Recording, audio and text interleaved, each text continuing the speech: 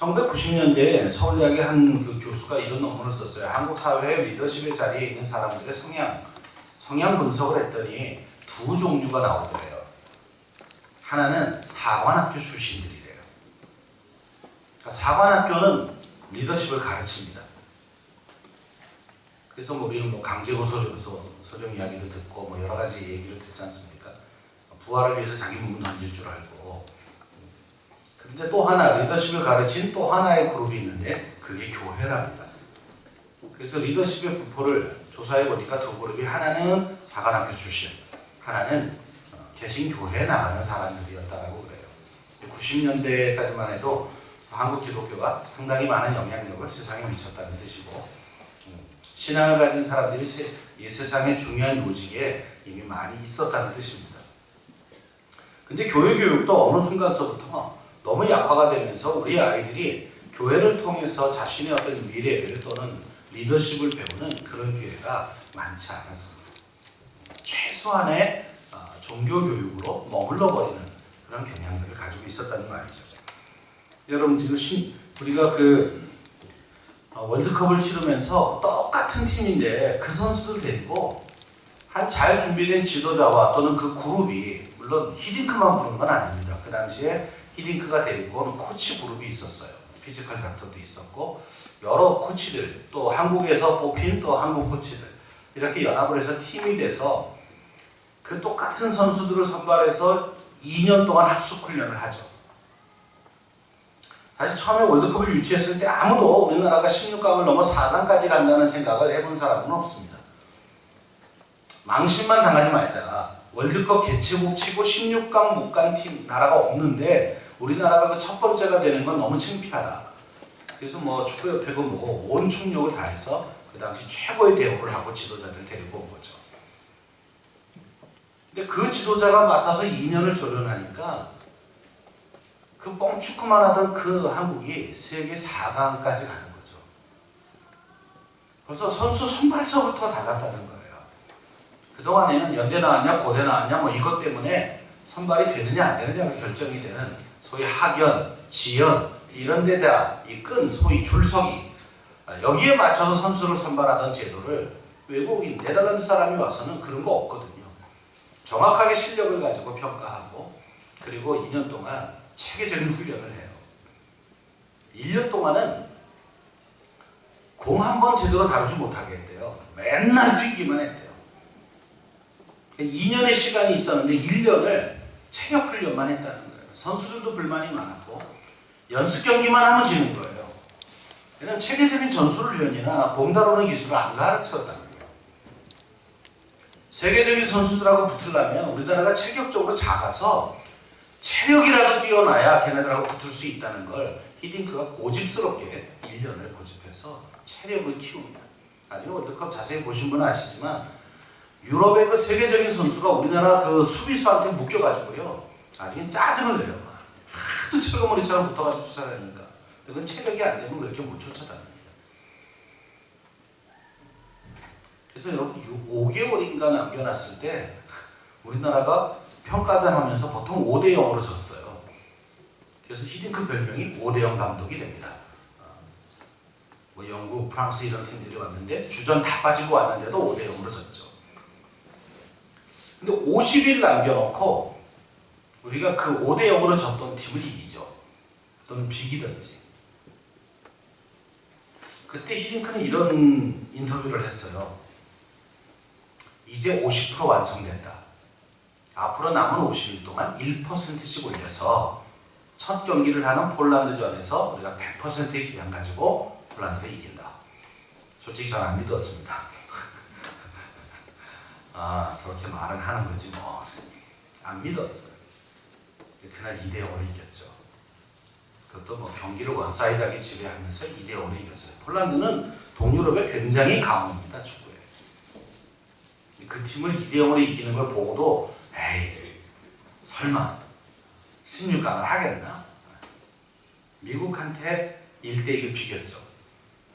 그것도 우리 안정환이가 그 펜널티킥 못 넣어가지고 욕파가지를 먹고 미국한테 선제골 먹고 다 지는 걸 겨우 마지막에 동점골 넣어서 비겼어요. 그때 에이 그러면 그렇지. 왜냐면 그 당시 뭐 미국의 축구 실력이 폴란드하고 비교해도 떨어지는 팀인데 거기하고는 또 비기는 거예요. 그러니까 안 믿어지죠. 아, 근데 마지막 세 번째 경기를 또 이기는 거예요. 여기서 박주성이 스타 됩니다. 16강이 되던 날 히딩크는 이런 인터뷰를 했어요. 만족하십니까? 우리의 목표를 이루었습니다. 16강에 들어갔습니다.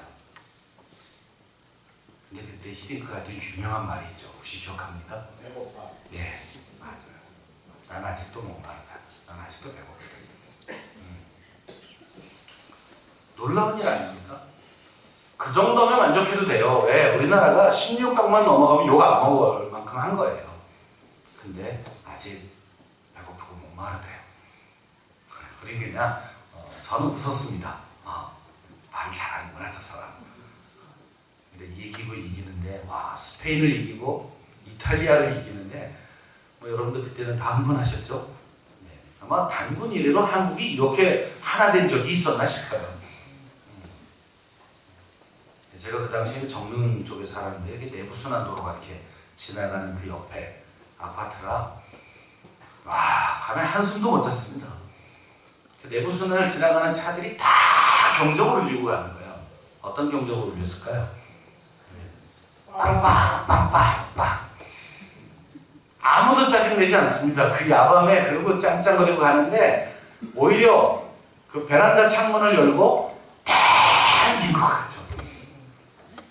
이게 지도자가 제대로 섰을 때 나오는 국민적 흥분이었거든요. 우리나라 교회도 결국 담임 목사님이 누구냐에 따라서 교회가 달라져요. 당회가 어떤 분들로 인해 구성되어 있느냐가 교회를 달라지게 만들어낼 수 있어요.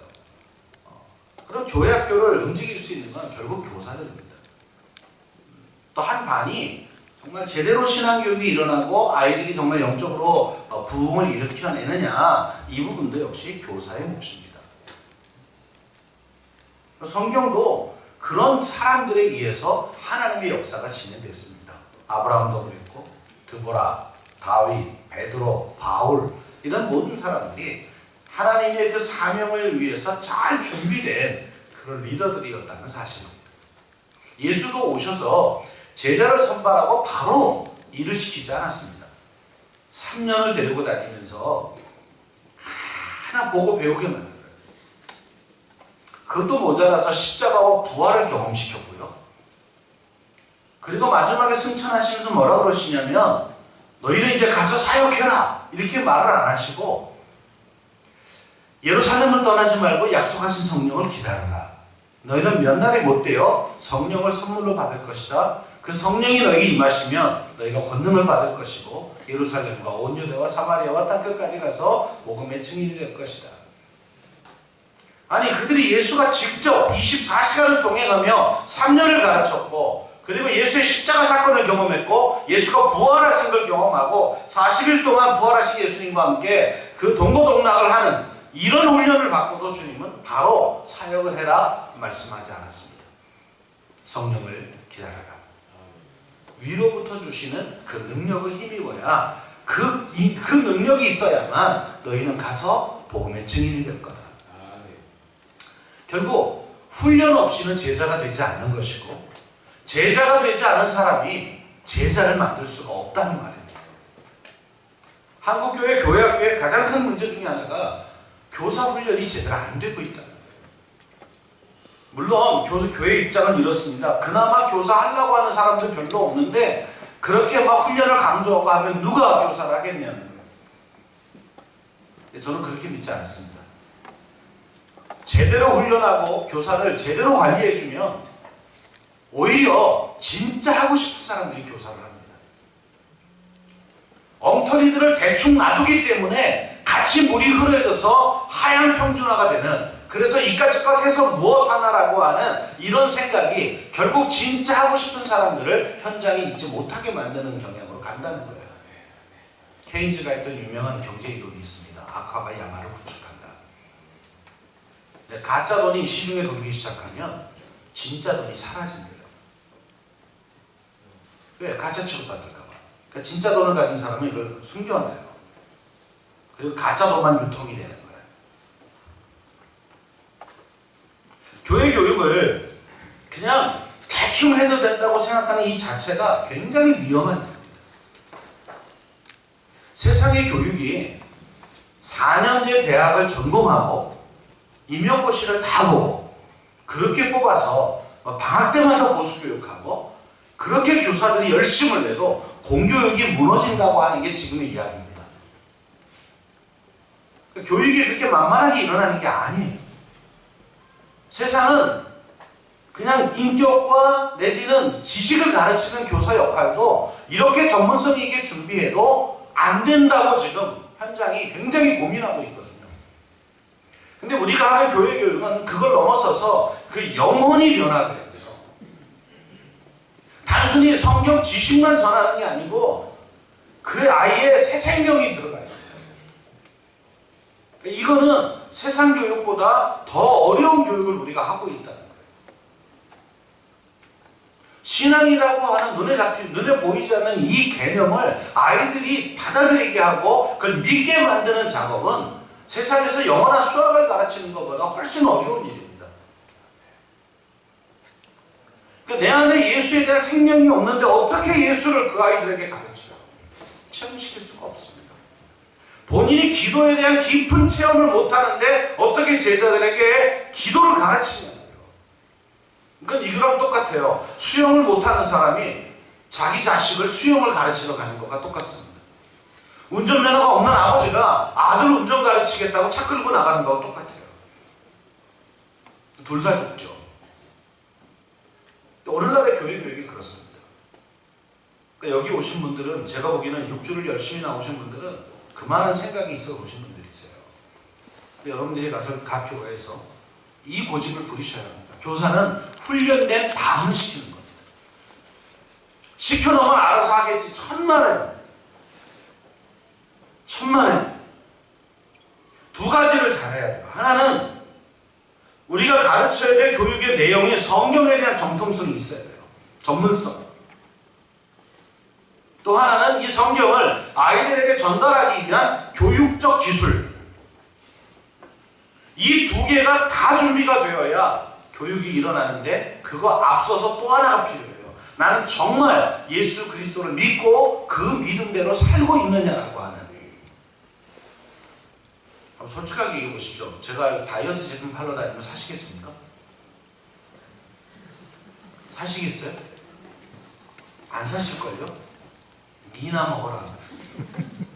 너부터 빼고 얘기해라. 똑같은 거예요. 제가 청년 때 청소년부 제가 총무교사를 하면서 애들 좀 방학에 기타를 가르쳐 주려고 기타 교실 광고를 냅니다. 방학 동안에 매일 주일을 뺀 매일 40일 동안 기타를 가르쳐줘요. 공짜로 가르쳐줬어요. 처음에 광고를 내면 애들이 긴가민가하고 신청을 안 해요. 공짜인데도. 근데 신청할 때 간단합니다. 광고하러 나가서 이제 기타 들고 나가서 한 곡 연주를 해주면 돼요.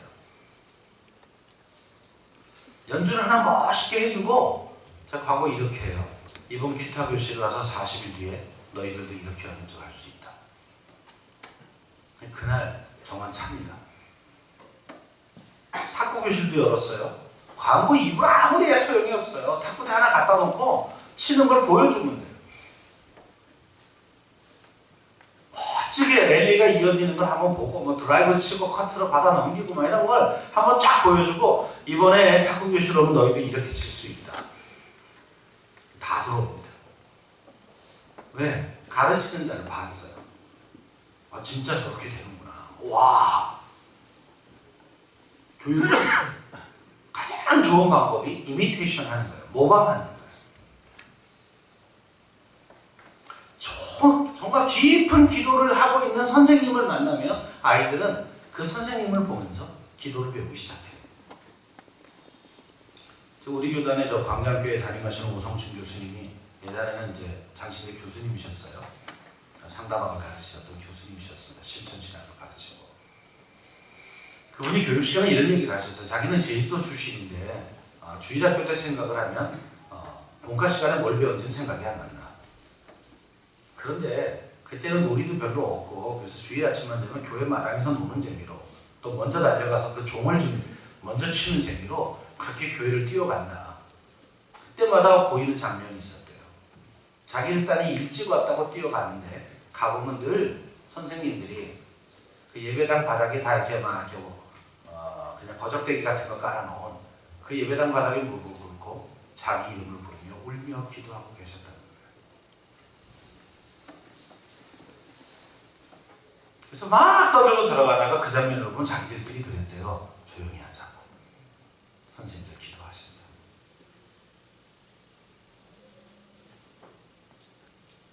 그러면서 기도를 배워가는 거죠.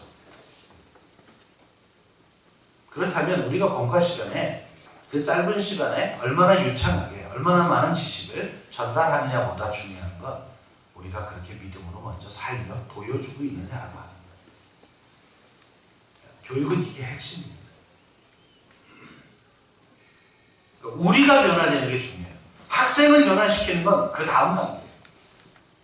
교사인 우리가 먼저 은혜를 경험하고 우리가 살아계신 하나님 그분에 대한 믿음이 흔들리지 않고 그분의 살아계심에 대한 분명한 믿음을 가지고 믿음의 원리대로 성경대로 살아내는 이 삶이 되어야 그래야 아이들한테도 자신있게 그걸 가르칠 수 있어요.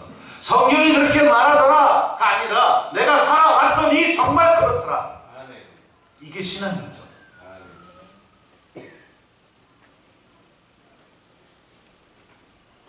지난 5주 동안 오늘 포함해서 6주 동안 많은 제가 이렇게 테크닉도 알려드렸고 어떤 방법을 아이들하고 대화를 해라, 소통을 해라, 아이들 경청해라 다 알려드렸어요.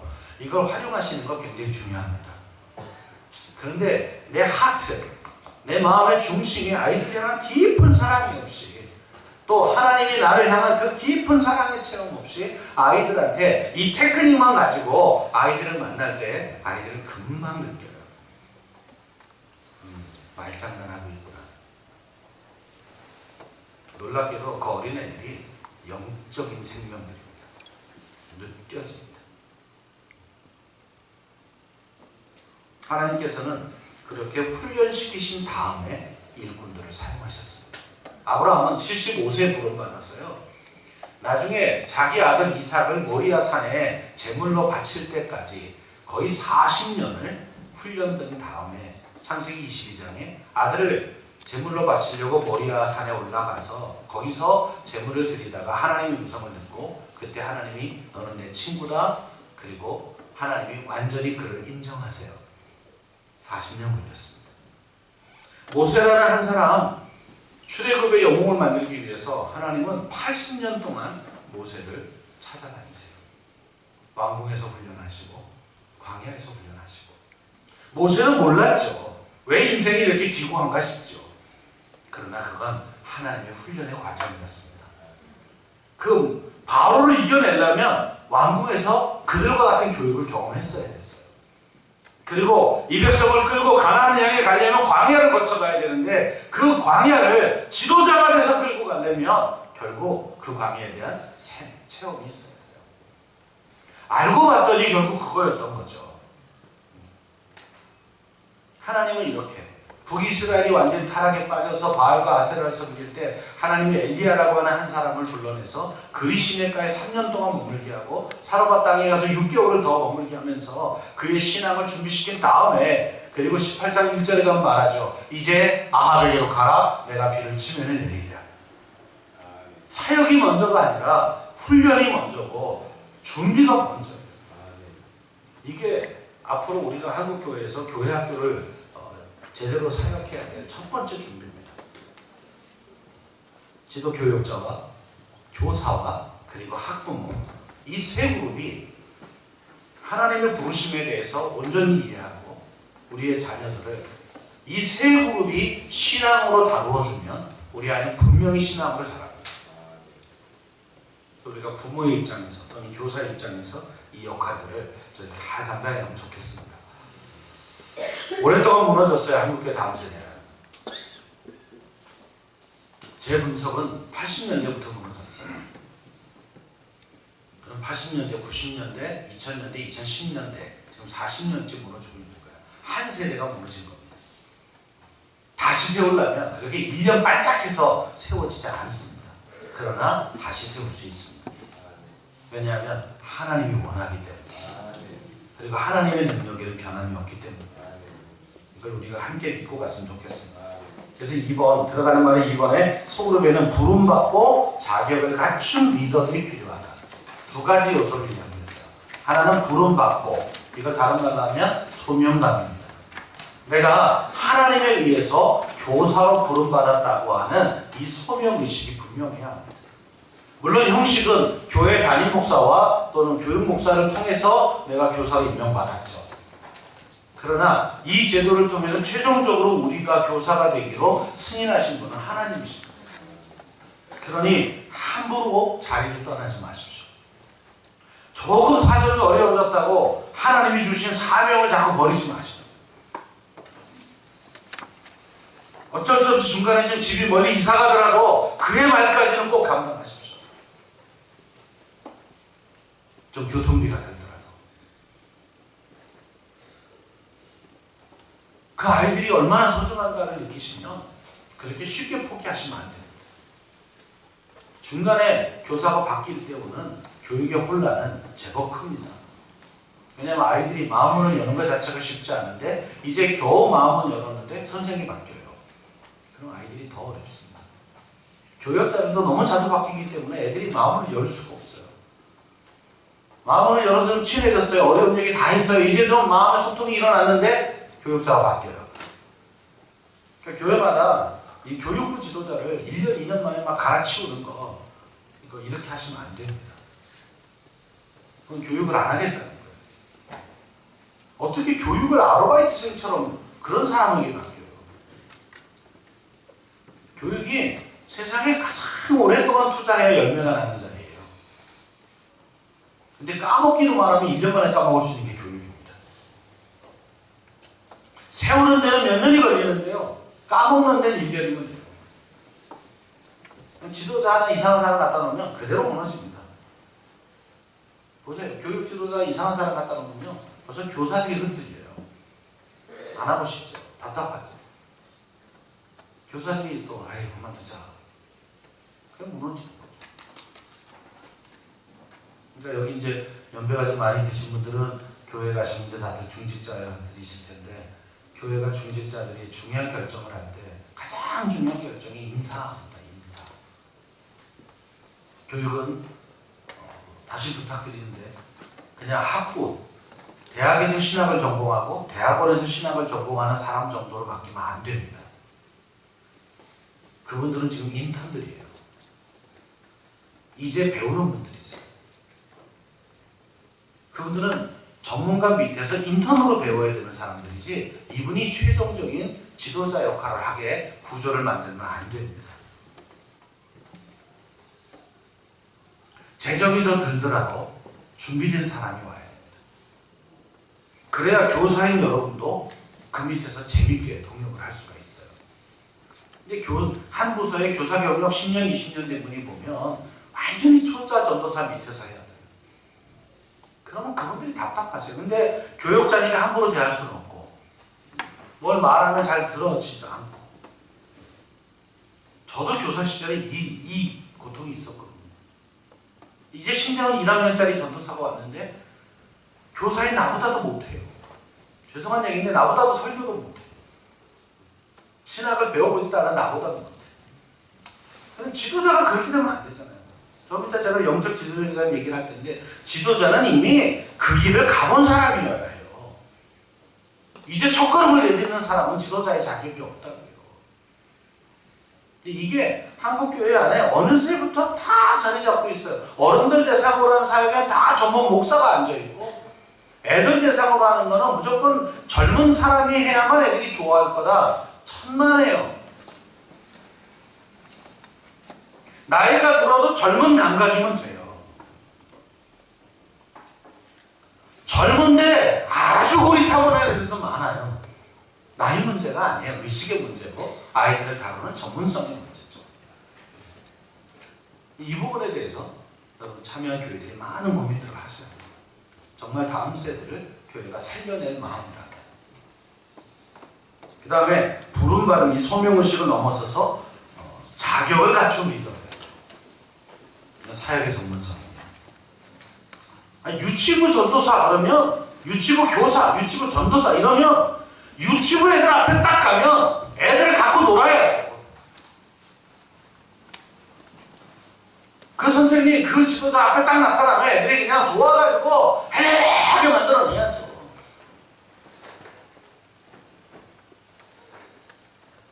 잘 놀다가도 그 선생님 나오면 애들이 갑자기 분위기 나빠지고.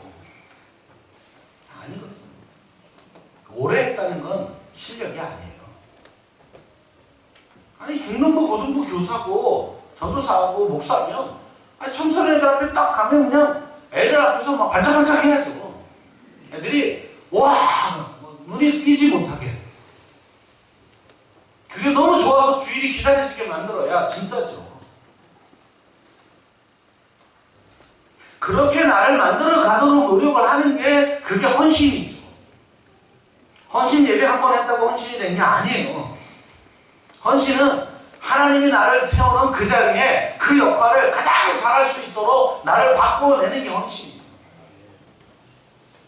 이 노력을 우리가 같이 해야 합니다. 저도 이거 안 되면 이제 그만할 거예요. 저는 우리 청소년들이나 청년들한테 맨날 이렇게 공언하고 다닙니다. 내 은퇴 날짜는 니들이 결정해라.